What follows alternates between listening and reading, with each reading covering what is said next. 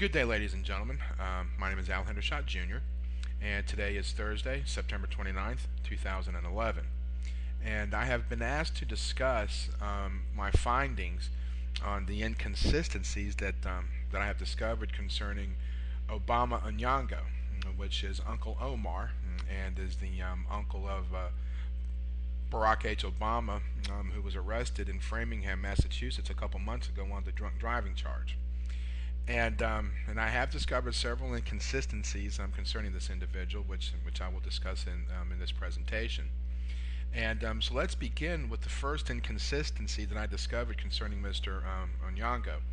The one for the first inconsistency that I discovered was when I used his name, Obama Onyango, um, in September 26th, was that what pulled up were two separate searches or two separate results in the search for Mr. Onyango, with two separate social security numbers. This one here, it was 02738 and 02338.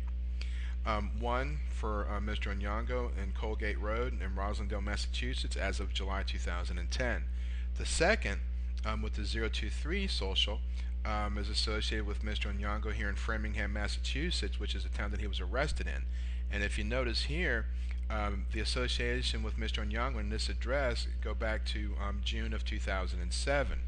So the one here in Roslindale is the most recent association for Mr. Onyango because it shows it here as of July 2010. So the first thing that I did was I took this social security number and I ran it through my SSN verifier, and this is the result. It clearly shows the social security number issued in the state of Massachusetts as of the years 1964 to 1966. And I'm sure that we're all aware that this is exactly the same time that Barack H. Obama Sr. Was attending Harvard University there in Massachusetts. So this clearly goes to show that Mr. Onyango has a social security number that was issued between 1964 and 1966. So clearly he has been traveling back and forth between Kenya and the United States for quite some time.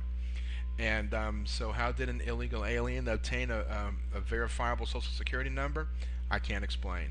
One assumption could be that could this have been the number that maybe Mr. Obama Sr. was using at that particular point in time?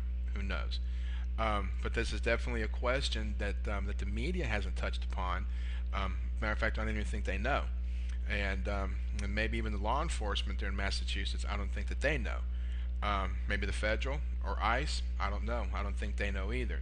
But this is definitely information that needs to be discussed in the media and maybe even with law enforcement.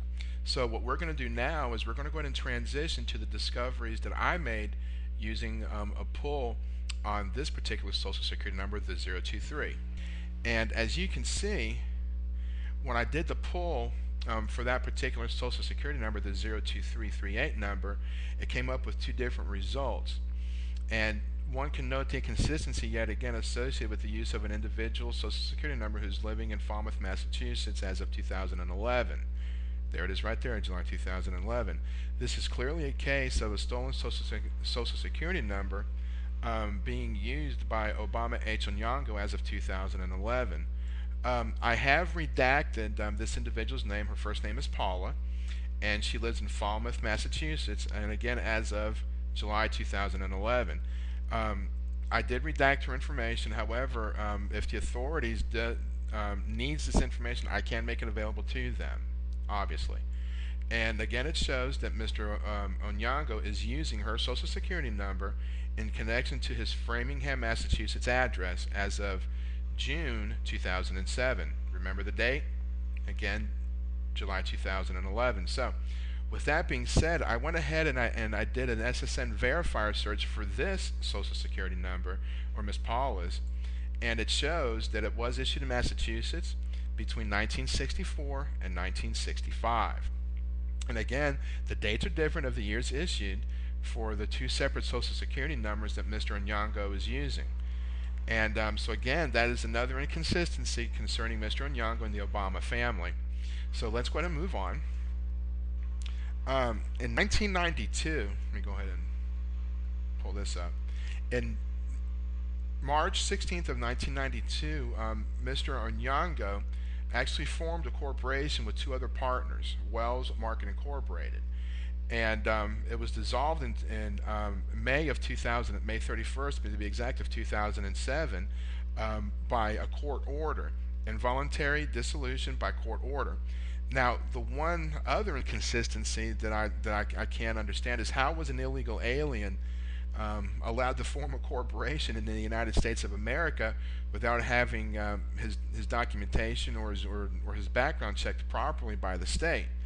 Um, it's common knowledge that you do have to provide certain documentation about yourself in order to to be properly vetted um, by the government, by the governmental authorities in order to form a company.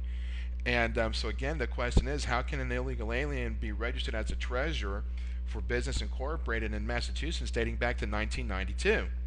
So you're looking at from 1992 to 2007. This man was actually in business for himself, and probably coming back and forth yet again from Kenya to the United States. So it's definitely something that needs to be discussed, and I haven't seen the media talking about this, not one bit. So apparently, there's needs to be a lot of explanations as to how this was allowed to happen. Well, ladies and gentlemen, as we go ahead and transition, to the last document, here you see that it's a federal tax lien, okay, against a Mr. Omar H. Obama, dated from 1995, at 48 Bishop Allen Drive, Cambridge, Massachusetts 02139.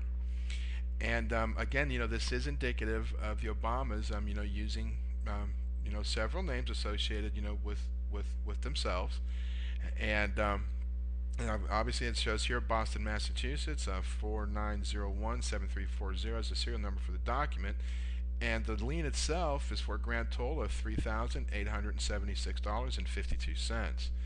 And this is clearly around the time that Barack Obama was living in Massachusetts.